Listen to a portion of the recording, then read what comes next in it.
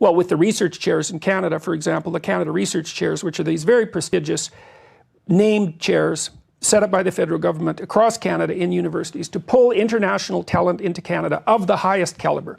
Well, they just announced yesterday that they've put on, they're not going to award, they're threatening the universities with withholding the function unless they come up with diversity targets for the Canadian chairs based on gender and the typical offenders, primarily gender and race. Well, as soon as some of these get awarded on the basis of gender and race, the validity of the chair is eradicated and everyone gets cynical. It's like, well, and even let's say someone deserving gets it, just for the sake of argument. Yeah.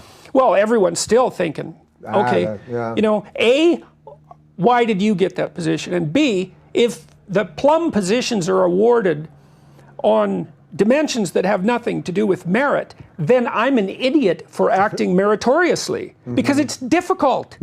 It's not, and the other thing that's so funny is that the federal government, for example, they're treating these chairs like they're rewards for good behavior, right? So everybody should have access to those rewards. But that isn't how they should be conceptualized. They should be conceptualized as, okay, well, we found a productive person, and we're going to set it up to extract every cent of value we can out of that person before they die, right? For the benefit of society. It's like, we want you to work yourself to death, and here's some money, thank you. It's not, well, everyone deserves a chance. That isn't it. It's the productivity that counts, not the consumption. It's the productivity that counts.